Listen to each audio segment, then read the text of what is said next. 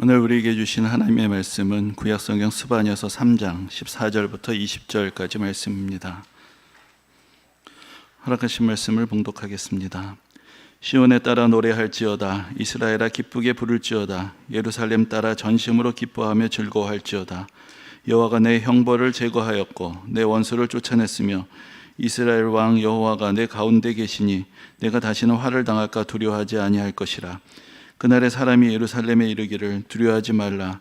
시온아 내 손을 늘어뜨리지 말라. 너의 하나님 여호와가 너희 가운데에 계시니 그는 구원을 베푸실 전능자이시라. 그가 너로 말미암아 기쁨을 이기지 못하시며 너를 잠잠히 사랑하시며 너로 말미암아 즐거이 부르며 기뻐하시리라 하리라. 내가 절기로 말미암아 근심하는 자들을 모으리니 그들은 내게 속한 자라. 그들에게 지워진 짐이 치욕이 되었느니라.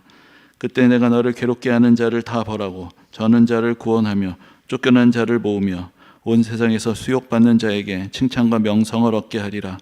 내가 그때 너희를 이끌고 그때 너희를 모을지라. 내가 너희 목전에서 너희의 사로잡힘을 돌이킬 때 너희에게 천하 만민 가운데서 명성과 칭찬을 얻게 하리라. 여호와의 말이니라. 아멘.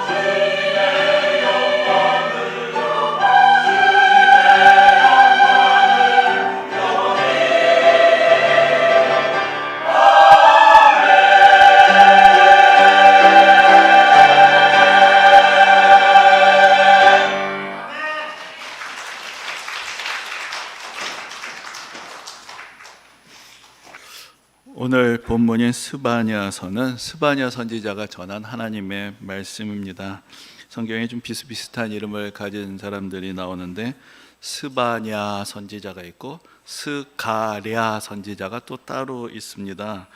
두 사람은 활동했던 시기가 다른데 스바냐 선지자는 이제 요시야 왕 때 활동을 했습니다. 요시야 왕, 그리고 이 스가랴 선지자는 그때로부터 한 100년 후에 또 활동을 했던 선지자였습니다. 그래서 이스라엘이 결국은 나라가 둘로 갈려지게 되었는데 다 이제 남왕국에서 활동했던 선지자이고, 이제 요시야 왕의 시대에 스바냐 선지자가 활동한 후에 결국은 나라가 망하게 되고 많은 사람들이 포로로 끌려가게 되었다가 다시 돌아오던 시대에 활동했던 선지자가 스가랴 선지자입니다. 좀 구분이 되실까요? 일단 되시는 걸로 하고 다음으로 넘어가겠습니다. 그런데 이 스바냐 선지자의 시대는 개혁의 시대였습니다. 그때가 요시야 왕의 시대였다고 말씀을 드렸는데, 이스라엘의 역사를 볼 때 우리에게 제일 잘 알려져 있는 시대는 아마도 다윗과 솔로몬의 시대일 것입니다. 거기까지는 좀 알겠는데, 이제 그 다음에 이제 솔로몬이 죽은 후에 나라가 둘로 갈라지게 되죠. 그래서 10지파가 갈려져 나가서 새로 나라를 세우게 되었고, 2지파가 남게 됩니다.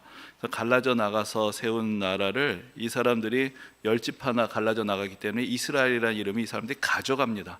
그래서 그 다음부터는 그 갈라져 나간 북쪽에 있었던 나라를 이스라엘이라고 부르게 되고, 남쪽에는 유다 지파를 중심으로 2지파만 남아 있었기 때문에 유다라고 불리게 되는 것이죠. 그래서 성경을 읽다 보면은 이 이스라엘이라는 이름이 두 가지 의미를 갖게 되는데, 하나는 전체 이스라엘 백성들 12지파 모두를 가리키는 말로 사용이 되기도 하고, 구체적인 나라의 명칭으로는 둘로 갈려진 나라 중에 북쪽에 10지파로 이루어져 있던 그 나라를 또 이스라엘이라고 부르게 되기도 합니다.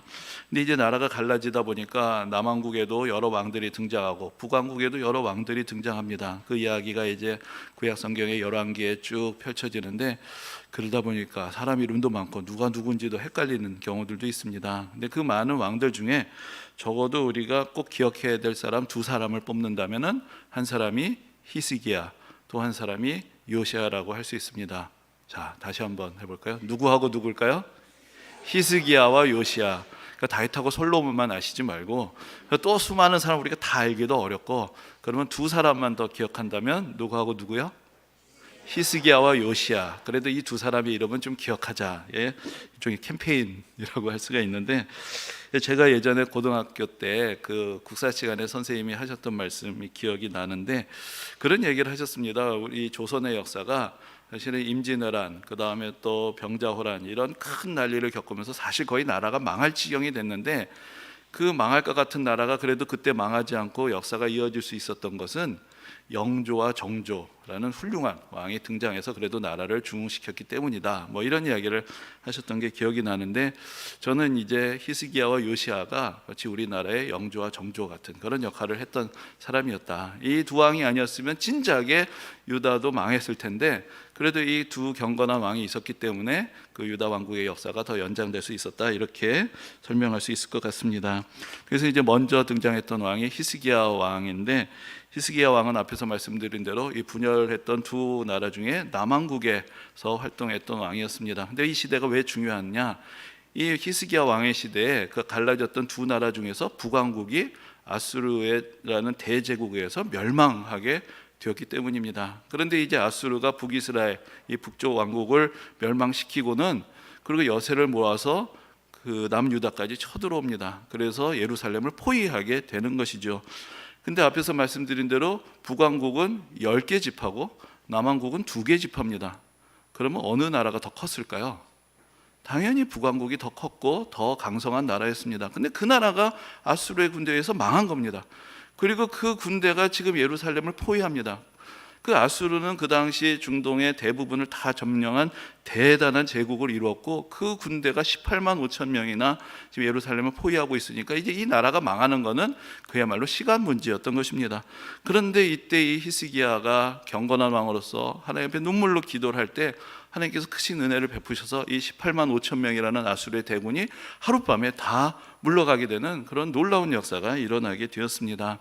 근데 이제 미국의 저명한 역사가인 윌리엄 맥니일이라는 사람이 이제 어떤 글을 쓴 적이 있냐면은 바로 이 사건이 그 세계 역사 가운데서 가장 중요한 순간 중에 하나다라고 꼽는 그런 글을 쓰기도 했습니다. 왜 그러느냐?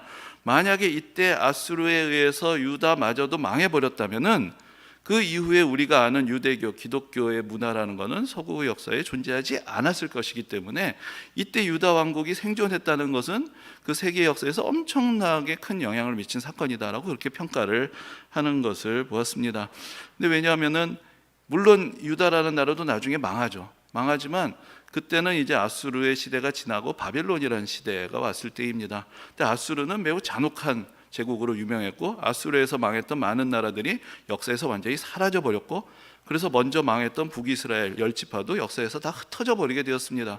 그런데 이제 나중에 아수르의 뒤를 이어서 바벨론의 시대가 왔을 때, 물론 바벨론이 유다 왕국을 무너뜨렸지만 그때 많은 사람들을 포로로 끌려갔고, 이 사람들이 포로에서 다시 돌아왔고, 그리고 다시 신앙 공동체를 회복하면서 믿음의 역사를 이어가게 되었습니다. 그래서 이 첫 번째 닥쳐왔던 어려운 시기를 잘 이겨내었기 때문에 그 이후에 유대교의 역사, 기독교의 역사가 이어질 수 있었다, 이제 그런 설명을 하는 것입니다. 근데 그러면 왜 그날 이 아수르의 군대가 이 예루살렘을 함락시키지 못하고 갑자기 물러갔느냐? 역사가로서 이제 윌리엄 맥닐은 갑자기 닥친 전염병 때문이었을 것이다 라고 그렇게 설명을 합니다. 근데 앞에서 말씀드린 대로 그 당시 세계를 제패했던 이 대제국이 왜 이 조그만 왕국 하나 무너뜨리지 못했는가? 이것은 역사적으로 보면 미스테리이고 신앙적으로 보면 하나님의 놀라우신 은혜의 역사였다고 할 수가 있을 것입니다. 그래서 이렇게 히스기야 왕 때 이 남왕국이 하나님의 은혜로 살아남게 되었지만 그 뒤에 등장했던 왕들은 그만큼 믿음의 길을 가지 못하고 이 하나님의 은혜를 망각하고 다시 우상에게로 돌아가고 사회적으로도 약자들이 고통을 당하는 그런 불의한 사회체제가 이어지게 됩니다. 그리고 국제적으로도 이제 아수르 제국은 쇠퇴하게 되었지만 그 뒤에 앞에서 말씀드린 대로 바빌론이라는 새로운 나라가 등장하게 되고, 그 기회를 틈타서 아수르에게 눌려 있었던 이집트가 세력을 팽창하면서 다시 그 진전을 해오게 됩니다. 그 사이에 낀 나라가 유다라는 작은 나라였기 때문에 그야말로 나라의 운명이 다시 한번 풍전등화와 같은 그런 형국을 맞이하게 되었는데, 그때가 바로 이제 요시야 왕의 시대가 되는 것입니다. 근데 요시야 왕은 히스기야 왕의 뒤를 잇는 또 한 명의 경건한 왕이었습니다. 그러니까 이 시대에 일어났던 가장 중요한 사건은 하나님의 말씀이 기록된 율법책을 발견한 사건이었습니다. 우리가 구약 성경을 보면 구약 시대에 율법이 있죠. 그래서 하나님께서 모세를 그 애굽에서 출애굽했을 때 시내산으로 부르셔서 우리가 암송하는 십계명 말씀을 주시고 또 그 외에 여러 가지 율법을 전해 주셨습니다. 모세가 그것을 다 기록으로 남깁니다. 그런데 그 하나님의 말씀이 기록된 율법책은 그 다음에 이스라엘의 역사에서 사라지게 됩니다.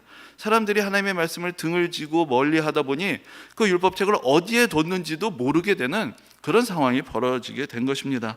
그런데 이제 요시야 왕이 들어서서 이제 이전 시대의 우상 숭배를 척결하고 이 성전을 새롭게 하기 위해서 성전 보수 공사를 하게 되는데, 그러다가 어디서 이 율법책이 뚝하니 발견하게 된 것이죠. 그래서 이제 그 율법책을 발견한 제사장이 그 율법책을 가지고 요시야 왕에게 가지고 가서 요시야 왕이 그것을 이제 낭독을 하게 합니다. 근데 요시야 왕이 그 말씀을 들으면서 너무나 놀라게 됩니다. 학자들이 대부분 그때 발견한 책이 바로 구약 성경 중에서도 신명기였다라고 그렇게 또 이야기를 하는데, 신명기의 뒷부분에 보면은 거의 분명하게 이러한 말씀이 나옵니다. 하나님의 말씀에 순종했을 때 어떤 복을 받을지와 하나님의 말씀에 불순종했을 때 어떠한 재앙과 심판이 임하게 되는지가 거기 매우 구체적으로 나와 있는데, 요시야 왕이 그 말씀을 듣다 보니까 지금 이 땅에서 벌어지고 있는 일들이 그대로 그 율법 가운데 있는 것이죠. 우리가 하나님을 등을 돌리고 불의한 일을 할 때 하나님께서 이 땅에 이렇게 재앙과 위기를 가져다 주셨구나, 그것을 깨닫게 되었을 때 크게 놀라고, 그러면서 이제 우리가 요시야 시대의 종교개혁이라고 부를 만한 큰 개혁운동을 벌이게 되었던 것입니다. 바로 이 시대가 스바냐 선지자가 활동이었던 시대였습니다.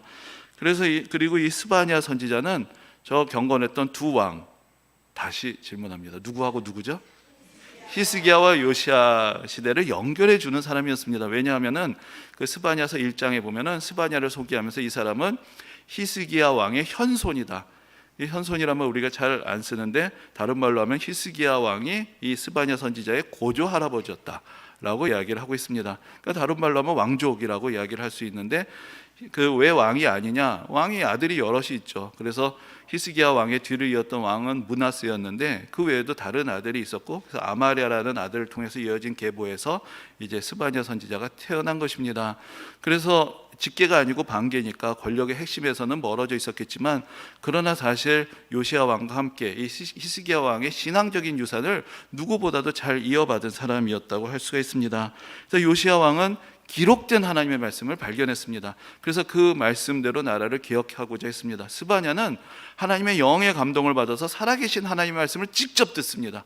그래서 또한 선지자로서 또한 하나님의 말씀을 전하며 하나님으로부터 멀어졌던 그 땅의 백성들을 돌이키고자 했던 것입니다.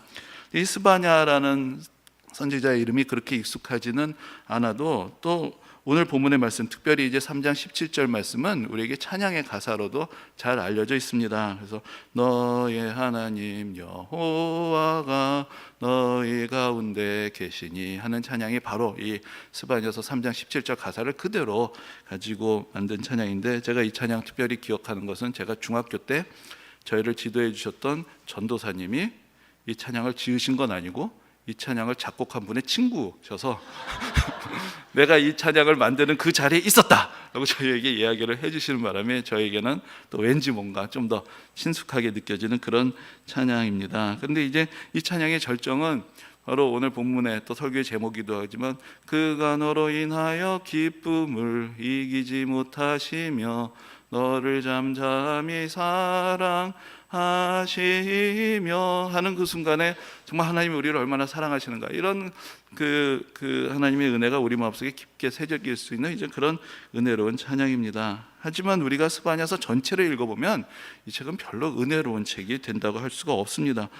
요시야가 읽었었던 그 율법책에도 하나님의 말씀에 불순종할 때 어떠한 재앙이 내릴 것인가, 그 심판이 예언이 되어 있었지만, 스바냐 선지자도 그때 하나님께 받았던 말씀은 결코 그렇게 우리가 목가적으로 생각할 은혜로운 말씀이 아니었습니다. 이 불의한 시대에 하나님께서 장차 나타나실 심판의 날, 그날을 이제 스바냐 선지자는 여호와의 날이라고 그렇게 부릅니다. 여호와의 날은 하나님의 영광이 나타나고 하나님을 대적하는 모든 세력들이 심판을 받게 되는 이제 그 날을 말하는 것인데, 이 불의한 세상 속에 여호와의 날이 임할 땐 어떤 일이 있겠는가? 그는 오히려 이렇게 선포하고 있습니다. 그날은 분노의 날이요, 환난과 고통의 날이요, 황폐와 패망의 날이요, 캄캄하고 어두운 날이요, 구름과 흑암의 날이 될 것이다. 그렇게 예언을 하고 있습니다. 그럼 어떻게 그렇게 가혹한 하나님의 심판을 예언한 선지자가 동시에 하나님이 우리를 얼마나 이렇게 사랑하시는지, 우리 때문에 기쁨을 견디지 못할 만큼 우리를 사랑하신다라는 그런 감동적인 언어로 또한 하나님의 사랑을 우리에게 전해 주실 수 있었던 것일까요? 우리가 지난 한 주간 그야말로 격동의 한 주간을 보냈습니다. 그런데 그 가운데 12월 10일에 스웨덴 스톡홀름에서 노벨상 시상식이 있었습니다. 저도 우리나라 뉴스에 정신이 팔려서 뭐 잘 몰랐다가 나중에 이제 그 소식을 듣고 한번 그 중계 영상을 찾아보게 되었습니다.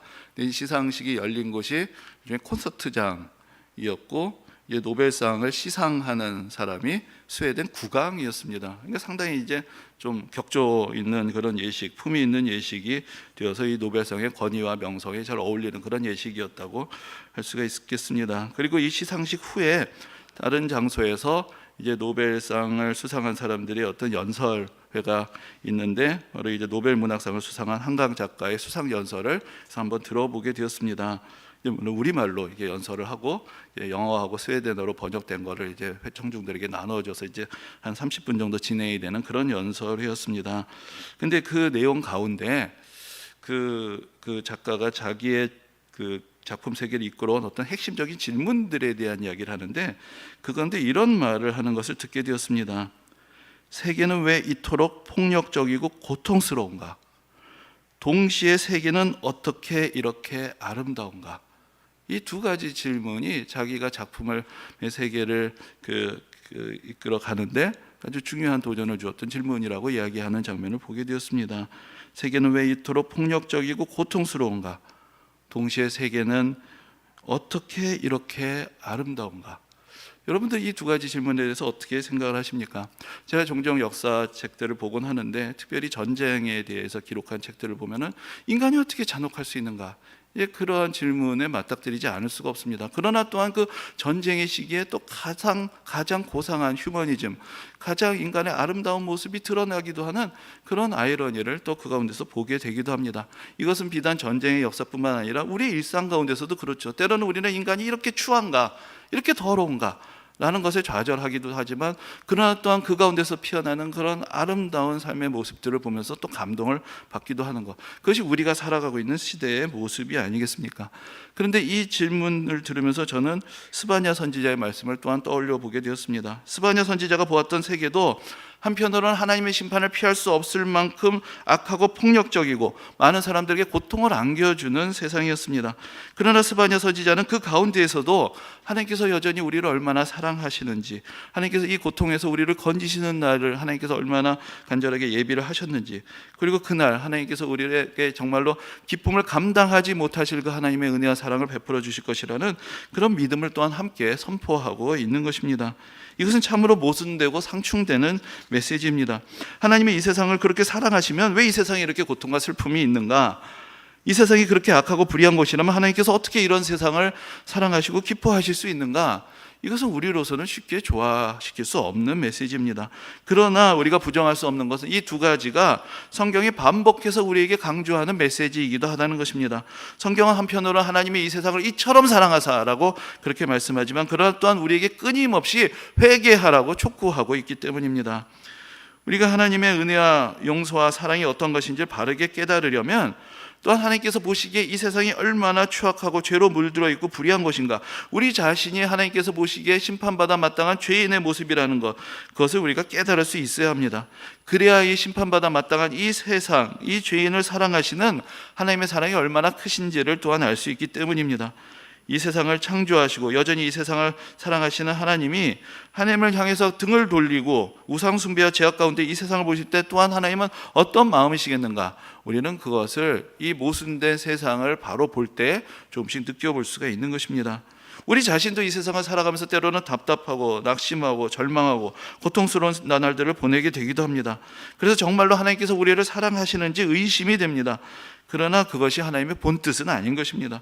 우리의 인생에 고난과 어려움이 찾아오는 것은 우리 안에 죄악이 있고 이 세상이 죄악 가운데 있기 때문입니다.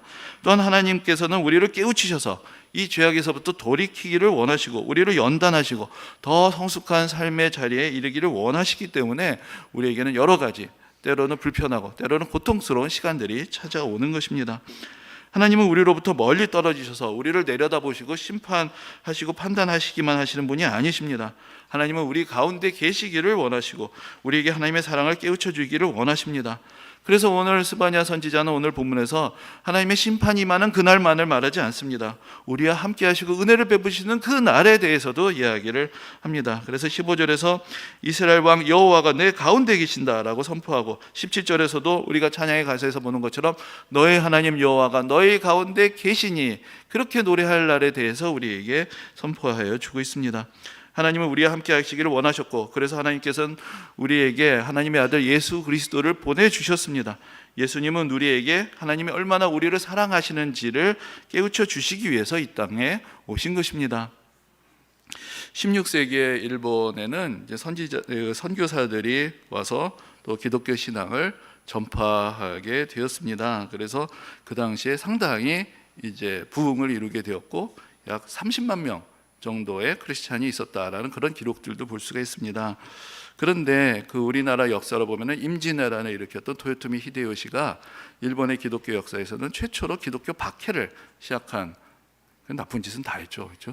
그런 인물로 또한 기록이 되어 있습니다. 그런데 이 토요토미 히데요시 시대에 시작된 박해가 그의 뒤를 이어서 이제 일본이 전국 시대를 평정했다고 하는 도쿠가와 이에야스의 시대에도 더 가혹하게 계속됐습니다. 그는 이제 더 이상의 혼란을 그치고 일본 전역을 장악을 하기 위해서 자기에게 뭔가 반대가 될 만한 모든 세력들을 다 이제 제거하기를 원했고, 그 중에 이제 표적이 됐던 것이 또한 기독교인들이었습니다. 그런데 이제 일본의 그 17세기의 박해가 특별히 가혹했다고 말하는 것은 우리가 박해를 통해서 순교자가 나오게 되는데, 이 시대는 순교자를 만들기보다는 배교자를 만들고자 했습니다. 순교자는 영웅이 된다는 거죠. 그러니까 순교하는 것을 순교하지 못하게 끊임없이 가혹한 고문을 통해서 기독교 신앙을 부정하게 만들었던 것이죠. 그러니까 더 끔찍한 그런 일들이 또 벌어지곤 했던 것이 바로 그다음 일본에서 벌어졌던 그런 박해의 역사였습니다. 그러다 보니까 많은 사람들이, 어떤 사람들은 순교를 하고 어떤 사람들은 배교를 하고 또 많은 사람들이 숨어 들어가게 되고, 또 그러면서 이제 공식적으로는 기독교인이 한 명도 없다라고 말할 수 있는 그런 지경까지 되었습니다. 근데 그렇게 되었을 때에 이탈리아에서 한 선교사가 일본에 도착하게 됩니다. 그 사람이 이제 그 시도티라는 이름을 가진 사람이었는데, 이 사람은 다 알고 있습니다.